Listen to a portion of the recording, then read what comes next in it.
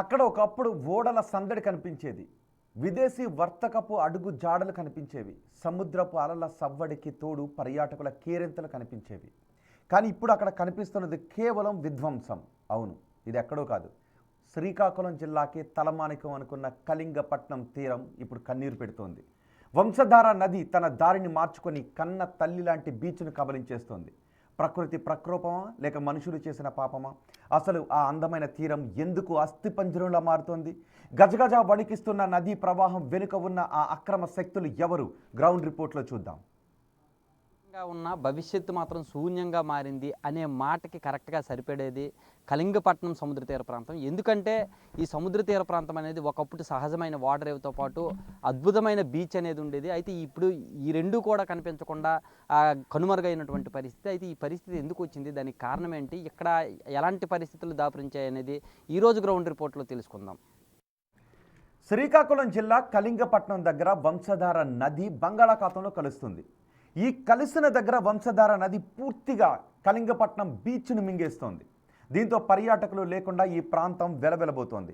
వంశధార నది రెండు పాయలుగా సముద్రంలో కలుస్తోంది. కళింగపట్నం దగ్గరతో పాటు పోలాకి మండలంలో కూడా కలుస్తోంది. కానీ పోలాకి మండలం దగ్గర కలిసే పాయ డైవర్ట్ అయి కళింగపట్నం వైపు రావడంతో నది నీటి తాకిడికి సముద్రం కోతకు గురై బీచ్ కనుమరుగైపోతోంది. కళింగపట్నం బీచ్ అనేది కనుమరుగవడానికి కారణమైనటువంటి ప్లేస్ దగ్గర మనం ఉన్నాం.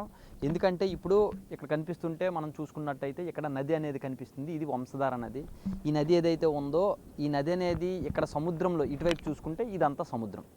ఇది నది, ఇటువైపు ఉన్నది సముద్రం. ఈ నది అనేది సముద్రంలో కలవడం కారణంగా మొత్తం ఈ బీచ్ అనేది మొత్తం కూడా కోతకు గురయ్యి మొత్తం ఇదైనటువంటి పరిస్థితి. అయితే ఎక్కడైనా సరే ఏ నది అయినా సరే సముద్రంలో కలుస్తుంది. ఆ మాత్రాన అంత మాత్రాన ఎలా కోతకు గురవుతుంది అని చెప్పే దాని గురించి మనం చూసుకున్నట్టయితే ఈ నది ఏదైతే ఉందో ఒకప్పుడు ఒక 5-6-7 ఏళ్ళ క్రితం ఇక్కడైతే మాత్రం ఈ పరిస్థితి ఉండేది కాదు. ఇక్కడ నదే ఉండేది కాదు. ఇసుక తెన్నెలు మాత్రమే, వంశధార నదికి సంబంధించినటువంటి ఇసుక తెన్నెలు మాత్రమే ఉండేవి. మనం ఇప్పుడు చూసుకుంటే ఈ వాటర్ దాటించి అటువైపు చూసుకుంటే చాలా దూరాన్న ఇసుక తెన్నెలు కనిపిస్తున్నాయి. ఆ ఇసుక తెన్నెల అవతల వంశధార నది ఉండేది.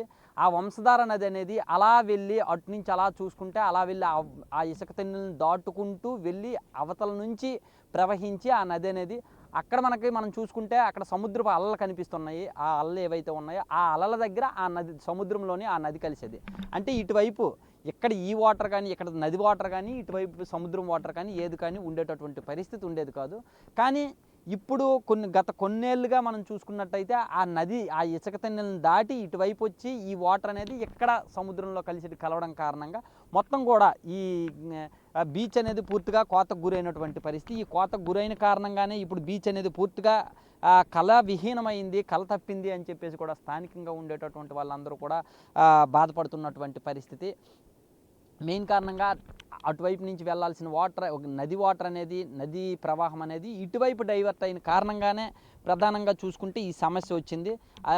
ఒకప్పుడు చూసుకుంటే ఇక్కడ మొత్తం ఈ బీచ్ నదికి సంబంధించినటువంటి ఈ బీచ్లో ఇక్కడ చాలామంది ఇప్పుడు కూడా చాలామంది ఇటు నుంచి బోటు ప్రయాణం చేస్తూ వెళ్తున్నటువంటి పరిస్థితి. అసలు ఇక్కడ బోట్లు కాదు కదా, ఇసుక మాత్రమే ఉండేది. ఇక్కడ ఈ ఇసుక తెన్నెల్లో కొంతమంది ఆహ్లాదకరంగా సాయంత్రం సమయంలో వచ్చేవారు. ఇక్కడ బీచ్కి సంబంధించినటువంటి ఈ ఇసుకలో ఇక్కడ కూడా సాయంత్రం సమయంలో కూడా ఎంజాయ్ చేసినటువంటి పరిస్థితి. ఇప్పుడైతే మాత్రం ఈ రెండు కలిసిపోవడం కారణంగా అలాంటి పరిస్థితి లేకుండా పోయి కళావిహీనం, ఈ బీచ్ అనేది కళింగపట్నం బీచ్ అనేది కళావిహీనమైనటువంటి పరిస్థితి నెలకొంది. కెమెరామెన్ లక్ష్మణ్తో షణ్ముఖ్, బిగ్ టీవీ, శ్రీకాకుళం నుంచి. సహజ మార్గంలో వెళ్లే నది డైవర్ట్ కావటానికి ప్రధాన కారణం మానవ తప్పిదమేని స్థానికులు అంటున్నారు. పోలాకి మండలంలో కొందరు చేపల చెరువుల కోసం కొంత మేర నదిని కప్పేశారని మండిపడుతున్నారు. అందుకే పోలాకి వైపు సముద్రంలో కలవాల్సిన నది కూడా కళింగపట్నం వైపు వచ్చిందని ప్రధాన ఆరోపణ. ఈ విషయంలో ముందుకు చెప్పుకోవాల్సింది ఏంటంటే, మాకు ఇదివరకు నుంచి ఎన్నో సంవత్సరాల నుంచి ఈ గ్రామంలో తుఫాన్లు వస్తుంటాయి, వరదలు వస్తుంటాయి. కానీ ఎప్పుడూ కూడా బీచ్ కొట్టుకుపోయిందన్న విషయం మాత్రం ఇంతవరకు మేమైతే చూడలేదండి. ఏదో నదిలో వాటర్ వచ్చేది తప్ప. కానీ ఈ విషయంలో ఇంత తప్పిదానికి కారణం ఏంటంటే ముఖ్యంగా మానవ తప్పిదం అయితే ఉంది. మానవ తప్పిదం ఏంటంటే అవతల వైపు పోలాక్ సైడు ఒక వ్యక్తి రొయ్యల చెరువులు వేసి అటువైపు వెళ్ళి రాజారాంపురం వైపు వెళ్ళే పాయని ఆ స్ట్రీమ్ని కంప్లీట్గా క్లోజ్ చేయడం వలన ఆ మొత్తం ఫ్లో అంతా కూడా తిత్లీ తుఫాను, హుద్హుద్ తుఫాను వచ్చేటప్పుడు మొత్తం ఇటువైపు ప్రవహించడం వలన మా వైపు ఏంటంటే శాండీ సాయిల్ అవ్వటం వలన ఈ ఫ్లోకి మొత్తం బీచ్ అంతా సైడ్కి కూడా కొట్టుకెళ్ళిపోవడం, బీచ్ కొట్టుకెళ్ళిపోవడం జరిగింది. అటువైపు ఏంటంటే మీరు చూసుకున్నట్టుంటే మీరు సాయిల్ కొంచెం స్టిఫ్గా ఉంటుంది, క్లే సాయిల్గా ఉండడం వలన అక్కడ ఎంత కోత అయినా సరే వెర్టికల్గా కోత ఉంటుంది, హరిజాన్ మనకి క్రాస్గా అయితే రాదు. ఇక్కడ ఏంటంటే శాండ్ అవ్వడం వల్ల ఈజీగా కోతకు గురైంది. ఈ 2 తుఫాన్లు 2 వరదల వలన అయితే పూర్తిగా కనుమరుగైపోయిందండి. వంశధార నది తాకిడికి కళింగపట్నం బీచ్ దగ్గర జరిగిన విధ్వంసం అంతా ఇంత కాదు. తీరం కోతకు గురి కావడంతో బీచ్ను ఆనుకుని ఉన్న కట్టడాలు కూడా నేలమట్టమయ్యాయి. 2017లో అప్పటి ప్రభుత్వం ఎంతో ఘనంగా బీచ్ ఫెస్టివల్ నిర్వహించింది. బోట్ రైడ్ లాంటివి కూడా ఉండేవి. దీంతో పర్యాటకుల తాకిడి పెరగడంతో అక్కడ ఓ రిసార్ట్ కూడా అందుబాటులోకి వచ్చింది. కానీ ఇప్పుడు అవన్నీ వెలవెలబోతున్నాయి. బీచ్లోకి వేసిన రోడ్డు పూర్తిగా ధ్వంసం అయిపోయింది అంటే అక్కడ జరిగిన విధ్వంసం ఎంత స్థాయిలో ఉందో అర్థం చేసుకోవచ్చు. శ్రీకాకుళంలో సముద్ర తీరం అంటే మొదటిగా ఎవరికైనా ఒకప్పుడు కళింగపట్నం బీచ్ మాత్రమే గుర్తొచ్చేది. చాలా అద్భుతంగా పర్యాటకుల తాకిడి ఉండేది. అది ఎంత అద్భుతంగా ఉండేది అని చెప్పడానికి మనకి ఇక్కడ చూసుకున్నటువంటి ఈ పోస్టర్ ఏదైతే ఉందో ఇదే ప్రత్యక్ష సాక్ష్యం. మనం చూసుకుంటే ఇక్కడ ఈ బీచ్లో ఈ రైడ్స్తో పాటు సముద్రంలోనే బోట్ రైడ్స్ కూడా చాలా అద్భుతంగా జరిగేవి. పర్యాటకులు ఇంత అద్భుతంగా ఎంతో ఎంజాయ్ చేసేటటువంటి పరిస్థితి. కానీ ఇప్పుడైతే మాత్రం నది అనేది డైవర్ట్ అయ్యి కలిసినటువంటి కారణంగా ఈ కళావిహీనం జరిగినటువంటి పరిస్థితి.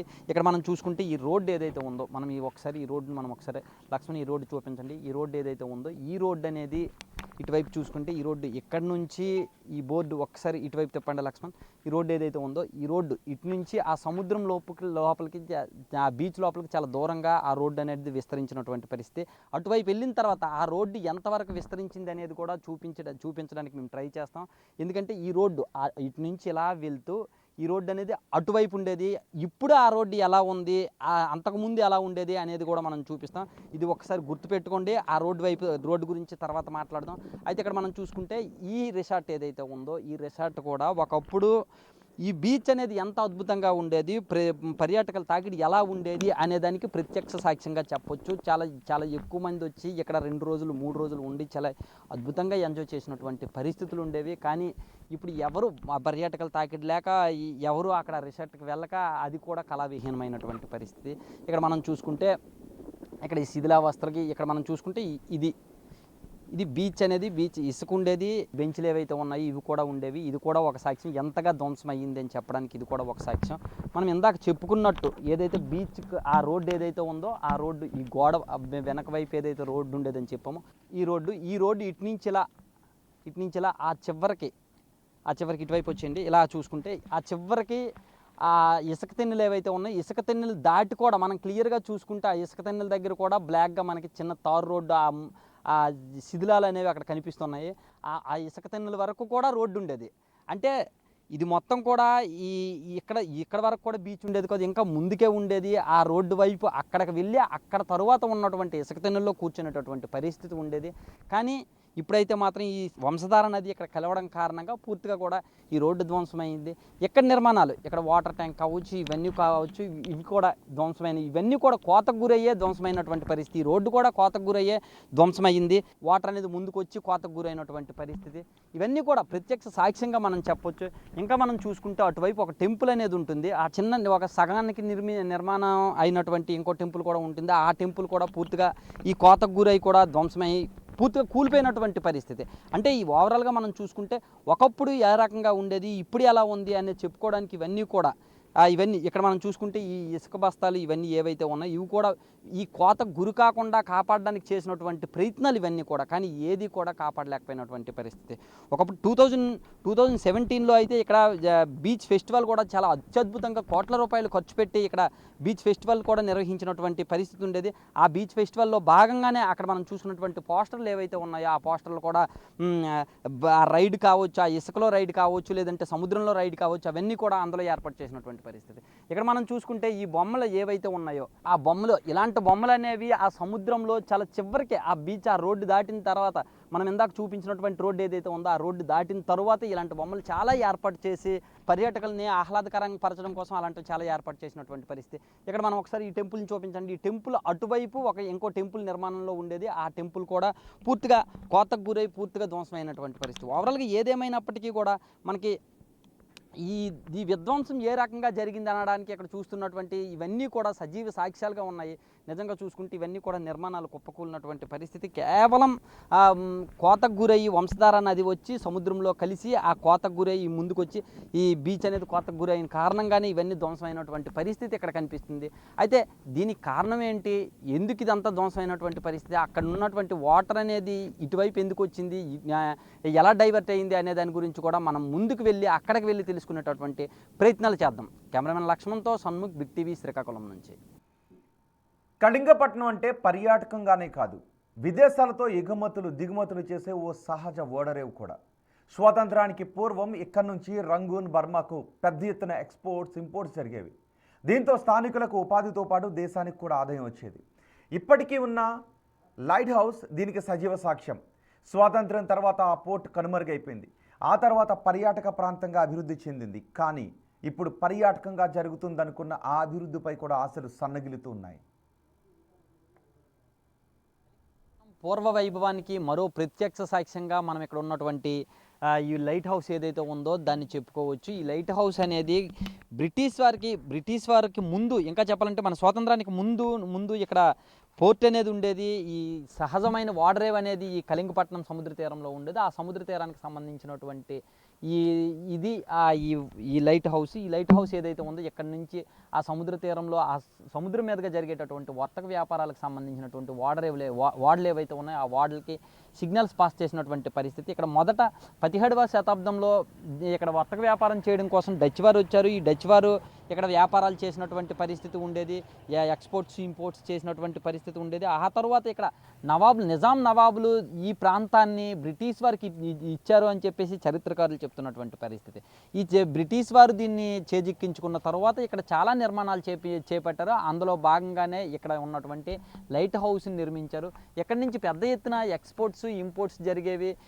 ప్రధానంగా చూసుకున్నట్టయితే బర్మా, రంగూన్, మయన్మార్ ఈ ప్రాంతాలకి పెద్ద ఎత్తున ఎక్స్పోర్ట్స్ ఇంపోర్ట్స్ జరిగేటటువంటి పరిస్థితి ఉండేది. దీని కారణంగా ఇక్కడ ఉండే స్థానికంగా ఉండేటటువంటి యువత ఎవరైతే ఉన్నారో వాళ్ళందరికీ కూడా పెద్ద ఎత్తున ఉపాధి లభించేటటువంటి పరిస్థితి ఉండేది. దీంతోపాటు ఇక్కడ ఆ ఎక్స్పోర్ట్స్ ఇంపోర్ట్స్ కారణంగా మన దేశానికి కూడా విదేశీ మార్గద్రవ్యం అనేది పెద్ద ఎత్తున వచ్చినటువంటి దాఖలాలు ఉన్నాయి అని చెప్పేసి కూడా చరిత్రకారులు చెప్తున్నటువంటి పరిస్థితి. ఏ రకంగా చూసుకున్నప్పటికీ కూడా కళింగపట్నం అనే ప్రాంతం అన్ని రకాలుగా ఇక్కడ వర్తక వ్యాపారం కావచ్చు, లేదంటే చారిత్రక నేపథ్యం కావచ్చు, లేదంటే ఇంకా చూసుకుంటే ఈ బీచ్ ఫెస్టివల్స్, లేదంటే ఈ టెంపుల్ టూరిజం ఇవన్నీ కూడా పెద్ద ఎత్తున జరిగేవనేసి కూడా మనం ఇక్కడ చెప్పవచ్చు. కానీ అవన్నీ కూడా శిథిలమైపోయినటువంటి పరిస్థితి. ఇవన్నీ కూడా చరిత్ర, ఇదంతా ఒక చరిత్ర, కళింగపట్నం అనేది ఒక చరిత్ర అని చెప్పుకునేటట్టే ఇప్పుడు ఉందో తప్పించి దానికి పూర్వ వైభవం మళ్ళీ ఏ విధంగా వస్తుంది ఏంటి అనే దానిపైన ఇక్కడ స్థానికంగా ఉండే వాళ్ళందరూ కూడా ఆందోళన వ్యక్తం చేస్తున్నటువంటి పరిస్థితి.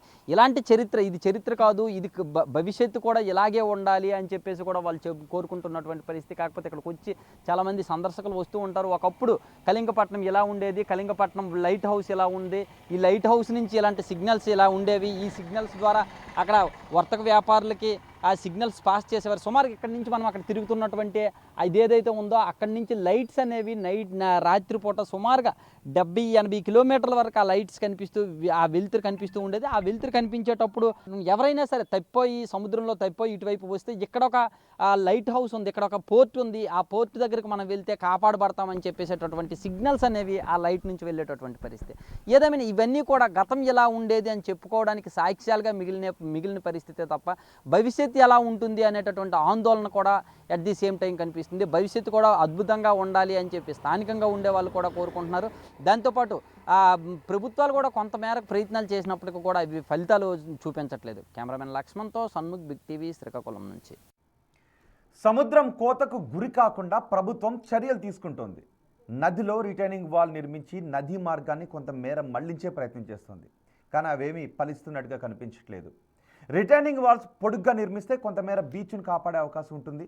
ప్రభుత్వం మరింత కఠినమైన చర్యలు తీసుకుంటే కళింగపట్నం బీచ్కు పూర్వ వైభవం వస్తుందని స్థానికులు భావిస్తున్నారు. ఈ కళింగపట్నం బీచ్కి మళ్ళీ పూర్వ వైభవం రావాలి అన్నా, లేదు అంటే ఇక్కడ మళ్ళీ బీచ్లోకి వచ్చేటటువంటి సందర్శకుల తాకిడి అనేది పెరగాలి అన్నా కొన్ని ప్రయత్నాలు చేయాలి. ఆ ప్రయత్నాలు ఏంటి అంటే ఇక్కడ ఉన్నటువంటి ఈ నది వాటర్ని ఖచ్చితంగా డైవర్ట్ చేయాలి. ఆ డైవర్ట్ చేయడానికి చేసినటువంటి ప్రయత్నమే ఇక్కడ మనకు కనిపిస్తున్నటువంటి రిటర్నింగ్ వాల్. ఈ రిటర్నింగ్ వాల్ ఏదైతే ఉందో మనం చూడొచ్చు. ఈ రిటర్నింగ్ వాల్ ఈ చివరి నుంచి ఆ చివరి వరకు కూడా మొత్తం ఒకసారి లక్ష్మణ్ ఇలా చూపించండి. ఈ రిటర్నింగ్ వాల్ ఏదైతే ఉందో ఈ రిటర్నింగ్ వాల్ని కట్టి, అంటే నదిలో ఈ రిటర్నింగ్ వాల్ని కట్టడం కారణంగా నది వాటర్ను కొంతవరకు డైవర్ట్ చేసేటటువంటి అవకాశం కనిపిస్తుంది. ఇక్కడ ఒక రిటర్నింగ్ వాల్ ఉంది. దీంతో పాటు మనకి ఇందాక అక్కడ ఐ లవ్ కళింగపట్నం అని చెప్పేసి ఎక్కడైతే రాసి ఉందో అక్కడ కూడా ఒక రిటర్నింగ్ వాల్ ఉంది. అలాంటి రిటర్నింగ్ వాల్ని నదిలో కట్టడం కారణంగా కొంతవరకు నది వాటర్ని డైవర్ట్ చేయొచ్చు. ఎందుకంటే ఇప్పుడు మనం చూసుకుంటే ఈ నది వాటర్ ఏదైతే ఉందో, ఇక్కడ ఈ వాల్ ఏదైతే ఉందో వాల్ అవతల కూడా వాటర్ ఉంటుంది. ఆ వాటర్ అనేది ఇటువైపు రాకుండా కొంచెం ముందుకెళ్ళి అలా ప్రవహించేటటువంటి అవకాశం ఉంటుంది. మనం కొంచెం ముందుకు వస్తే దానిపైన కొంచెం క్లారిటీ వచ్చేటటువంటి అవకాశం కూడా ఉంటుంది. ఈ వాటర్ అనేది ఇలా డైవర్ట్ చేస్తే ఆ సముద్రంలో కలిసేటటువంటి వాటర్ అనేది ఇంకొంచెం ముందుకు వెళ్తుంది. ఆ ముందుకు వెళ్ళి అక్కడ కలిసే కారణంగా ఇక్కడ నది ఇసుక తెన్నులు కూడా అద్భుతంగా ఉంటాయి. ఇక్కడ వచ్చి కొంచెం కొంతవరకు సేద తీరే అవకాశం ఉంటుంది. సముద్రంలో కూడా ఉండేటటువంటి అక్కడ బీచ్ కూడా కొంతవరకు అద్భుతంగా కనిపించేటటువంటి అవకాశం ఉంటుంది. ఈ రిటర్నింగ్ వాల్ ఏదైతే ఉందో ఈ వాల్ వరకు ఉండి ఈ వాల్ వరకు కూడా మొత్తం వాటర్ వచ్చేటటువంటి అవకాశం ఉంది. ఇలా ఇంకో 3-4 రిటర్నింగ్ వాల్స్ ఇంకా ముందుకు కట్టేటటువంటి ప్రయత్నం చేస్తే, ఇంకా ముందుకు కడితే అక్కడ వరకు కూడా వాటర్ ఉండకుండా ఇదంతా కూడా ఇసుక తెన్నెలు ఉంటాయి. ఈ వాటర్ అనేది అటువైపు వెళ్ళి అటువైపు సముద్రంలో కలిసేటటువంటి అవకాశం ఉంటుంది. మామూలుగా అయితే మొదట ఇప్పుడు మనం చూస్తే అక్కడ వాటర్ కనిపిస్తుంది, అటువైపు మొక్కలు చెట్లు ఇవేవైతే గుబురుగా కనిపిస్తున్నాయో ఆ మధ్యలో ఉండేటటువంటి వాటర్ ఏదైతే ఉందో పూర్వం ఈ వాటర్ నది వాటర్ అనేది అటువైపు నుంచి వెళ్ళి సముద్రంలో కలిసేది. కానీ ఇప్పుడు ఈ నది వాటర్ డైవర్ట్ అవ్వడం కారణంగా ఇదంతా కూడా ఈ ముందుకు వచ్చేసింది. ఈ ముందుకు వచ్చి ఇక్కడ వరకు కూడా ఈ చివరి వరకు ఇప్పుడు ఇసుక ఏదైతే ఉందో ఇక్కడ వరకు కూడా వచ్చేసింది. అదే వర్షాకాలం అయితే ఇక్కడ వరకు కూడా వచ్చేటటువంటి అవకాశం కూడా ఉంటుంది. కానీ ఇక్కడ వరకు రాకుండా ఉండడం కోసమే ఈ రిటర్నింగ్ వాల్ అనేవి నిర్మించారు. ఇక్కడ ఒకటి కట్టారు, ఆ ముందు ఐ లవ్ కళింగ అనే ఉన్నటువంటి అక్కడ కూడా ఒకటి కట్టారు. ఇలా కట్టి ఈ బీచ్ని కాపాడేటటువంటి ప్రయత్నం చేస్తున్నటువంటి పరిస్థితి ఉంది. దీంతోపాటు ఒకవైపు ఈ నది వాటర్ కలవకుండా, నది వాటర్ ముందుకు రాకుండా ఉండేందుకు ఈ రిటర్నింగ్ వాల్స్ కట్టడంతో పాటు అక్కడ మనం చూసుకుంటే ఐ లవ్ కళింగ అని చెప్పి బోర్డు ఏదైతే పెట్టారో అది కూడా బీచ్ని డెవలప్ చేసే, బీచ్ని అద్భుతంగా సందర్శకులను ఆకర్షించడం కోసం చేసినటువంటి ప్రయత్నం. అలాంటి బీచ్ని కూడా డెవలప్ చేసేటటువంటి ప్రయత్నాలు చేస్తున్నారు. బీచ్కి పూర్వం ఎంత అద్భుతంగా ఉండేదో అంత కాకపోయినా అందులో సగమైనా సరే తీసుకొచ్చి బీచ్ ఫెస్టివల్ నిర్వహించి బీచ్లో సందర్శకులను పెంచి అలా చేస్తే ఈ ప్రాంతానికి పర్యాటకంగా డెవలప్ అయ్యే అవకాశం ఉంటుంది. ఒకటి, రెండోది ఇక్కడ కొంతమందికి ఉపాధి దొరికేటటువంటి అవకాశం ఉంటుంది. అన్ని రకాలుగా కూడా కొంతమేర డెవలప్ అయ్యేటటువంటి అవకాశం ఉంటుంది. ఈ రిటర్నింగ్ వాల్స్ కావచ్చు, బీచ్ ఫెస్టివల్స్ కావచ్చు, బీచ్ని డెవలప్మెంట్ చేసేటటువంటి కార్యక్రమాలు కావచ్చు, ఇవన్నీ కొంతవరకు నిధులు కూడా కేటాయించినప్పటికీ కూడా పూర్తి స్థాయిలో వినియోగించట్లేదు. దాని కారణంగా కొంతవరకు ఇబ్బంది వస్తుంది. అవి వినియోగించకపోవడం కానీ ఆ విషయంలో ప్రభుత్వాలకు కావచ్చు, అధికారులకు కావచ్చు చిత్తశుద్ధి కొంతవరకు అయితే మాత్రం లోపించింది అని చెప్పేసి కూడా ఇక్కడ స్థానికంగా ఉండేవాళ్ళు ఆరోపిస్తున్నటువంటి పరిస్థితి. కెమెరామెన్ లక్ష్మణ్తో షణ్ముఖ్, బిగ్ టీవీ, శ్రీకాకుళం నుంచి. పోలాకి మండలంలోని చేపల చెరువులే కళింగపట్నం బీచ్ ఈ దుస్థితికి కారణమని చాలామంది ప్రధాన ఆరోపణ. పెద్ద ఎత్తున 100 ఎకరాల్లో చేపల చెరువులు వేయడంతో నది డైవర్ట్ అయింది. నది మార్గాన్ని మళ్లించి మరీ చేపల చెరువులు ఏర్పాటు చేయడంతో కళింగపట్నం సముద్ర తీరం కోతకు గురైంది. భవిష్యత్తులో మరింత నష్టం జరిగే ప్రమాదం ఉందనే ఆందోళనలు కూడా ఉన్నాయి. పట్నం సముద్ర తీరం కావచ్చు, లేదంటే అక్కడ బీచ్ కావచ్చు. బీచ్ అనేది పూర్తిగా కనుమరుగవడానికి కారణమైనటువంటి ప్రాంతంలో మనం ఉన్నాం. ఇప్పుడు చూసుకున్నట్టయితే ఈ చేపల చెరువులు ఏవైతే ఉన్నాయో ఈ చేపల చెరువుల కారణంగానే అక్కడ ఉన్నటువంటి కళింగపట్నం బీచ్ అనేది పూర్తిగా కనుమరుగయ్యి పూర్వ వైభవాన్ని కోల్పోయినటువంటి పరిస్థితి. ఇటువైపు నిజానికి ఇదంతా కూడా ఒకప్పుడు నదికి సంబంధించినటువంటి ఇది ఒక పాయ. ఈ పాయ నుంచి ఇలా వెళ్ళి సముద్రంలో కలవాల్సినటువంటి పరిస్థితి ఉండేది. మనం ఇక్కడ చూసుకున్నట్టయితే ఇక్కడ నుంచి దూరంగా చూస్తే కొంచెం లక్ష్మణ్ జూమ్ చేయండి. అది ఏదైతే కనిపిస్తుందో అది సముద్రం. ఇటు నుంచి వెళ్ళి వంశధార నదికి సంబంధించినటువంటి 2 పాయల్లో ఒకటి కళింగపట్నం దగ్గర, ఇంకొకటి ఈ పోలాకి మండలంలోని ఈ ప్రాంతం దగ్గర ఈ నది అనేది సముద్రంలో కలవాల్సినటువంటి పరిస్థితి ఉండేది, కలిసేది. కానీ ఇక్కడ చూసుకుంటే ఈ చేపల చెరువులు ఏవైతే ఉన్నాయో ఈ చేపల చెరువుల కోసం పూర్తిగా ఈ నదీ ప్రాంతాన్ని పూర్తిగా చేపల చెరువులుగా మార్చేసి దీన్ని కొంచెం కంప్లీట్గా డైవర్ట్ చేయడం కారణంగా ఇటువైపు వచ్చినటువంటి పాయ ఏదైతే ఉందో ఇది ఇటువైపు రాకుండా అటువైపు వెళ్ళిపోయి కళింగపట్నం వైపు వెళ్ళిపోయి మొత్తం ఒకే ఫోర్స్ కళింగపట్నం వెళ్తున్నటువంటి పాయి కావచ్చు, ఈ పాయి కావచ్చు, రెండు అక్కడ కలవడం కారణంగా పూర్తిగా ఆ నది అనేది ఈ నది అనేది అక్కడ ఉన్నటువంటి కళింగపట్నం సముద్ర తీరాన్ని బీచ్ని కంప్లీట్గా మింగేసినటువంటి పరిస్థితి. దాని కారణంగానే పూర్తిగా పూర్వ వైభవాన్ని కోల్పోయింది. ఒకప్పుడు అద్భుతంగా పర్యాటకులకు అక్కడ వచ్చేవారు, ఆ పరిస్థితి కూడా లేకుండా పోయింది. మనం చూడొచ్చు ఇదంతా కూడా, ఇది నది, ఇది చేపల చెరువులు, ఈ చుట్టుపక్కల కూడా చాలా చేపల చెరువులు ఉన్నాయి. ఇవన్నీ కూడా మనకు కనిపిస్తున్నటువంటి చిన్న కర్రలతో ఉన్నటువంటివన్నీ కూడా ఈ చివరి వరకు సుమారుగా ఇక్కడ 100-200 ఎకరాల్లో ఇక్కడ చేపల చెరువులు కనిపిస్తున్నటువంటి పరిస్థితి. ఇక్కడ ఉన్నటువంటి ఈ చేపల చెరువు, ఇప్పుడు మనం ఉన్నటువంటి చెరువు ఏదైతే ఉందో ఈ చెరువు అనేది 2 ఎకరాల వరకు సుమారుగా ఉంటుంది. దానికి సంబంధించి ఆ చెరువులు ఏవైతే ఉన్నాయో, ఆ చెరువు ఏదైతే ఉందో ఆ చెరువు పూర్తిగా కూడా ఇలాంటి చెరువులు అనేవి ఇంకా చాలా ఉన్నాయి. కొన్ని అయితే 5-10 ఎకరాలు కూడా ఉన్నటువంటి పరిస్థితి ఉంది. కాబట్టి ఈ చేపల చెరువుల కారణంగానే పూర్తిగా ఇది మింగేసినటువంటి పరిస్థితి ఉంది. కాబట్టి ఇక్కడ చూసుకుంటే ఆ నది, అది చూసుకుంటే అక్కడ కనిపిస్తున్నటువంటిది అది నది, ఆ నది అక్కడ చెట్లు ఇవన్నీ ఏవైతే ఉన్నాయో దాని నుంచి ఇటువైపు నుంచి అటువైపు పాయికి ఇటువైపు పాయికి ఈ చెట్లు కనిపిస్తున్నటువంటి గుబురుగా ఉన్నటువంటి చెట్లు ఏవైతే ఉన్నాయో ఆ చెట్లే ఆ 2 పాయలకి అడ్డుగా ఉండేవి. ఇటు నుంచి ఈ పాయి వెళ్ళి ఇలా సముద్రంలో అక్కడ కనిపిస్తున్నటువంటి సముద్రంలో కలవాల్సినటువంటి పరిస్థితి ఉండేది. కానీ ఆ పరిస్థితి లేకుండా ఇక్కడ పూర్తిగా చేపల చెరువులు చేసేసిన కారణంగా ఇలా ఇబ్బందికరమైన పరిస్థితి ఏర్పడింది అని చెప్పేసి కూడా చెప్తున్నటువంటి పరిస్థితి. ఏదేమైనప్పటికీ కూడా కళింగపట్నం బీచ్ ఏదైతే ఉందో పూర్తిగా కనుమరుగవడానికి కారణమైనటువంటి ప్రాంతం ఇది. ఈ చేపల చెరువుల కారణంగానే కనుమరుగయ్యింది. నది ప్రవాహాన్ని అడ్డుకున్నటువంటి పరిస్థితి వచ్చింది.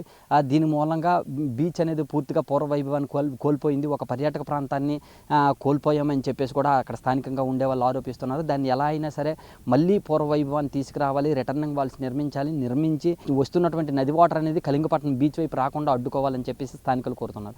కెమెరామెన్ లక్ష్మణ్తో షణ్ముఖ్, బిగ్ టీవీ, శ్రీకాకుళం నుంచి. చూసారుగా, ప్రకృతి వైపరీత్యం కంటే మానవ తప్పిదాలే కళింగపట్నం తీరానికి శాపంగా మారాయి. చేపల చెరువుల కోసం నదిని అడ్డుకోవడం వల్ల వంశధార తన దారి మార్చుకొని ఒక అద్భుతమైన పర్యాటక ప్రాంతాన్ని మింగేస్తోంది.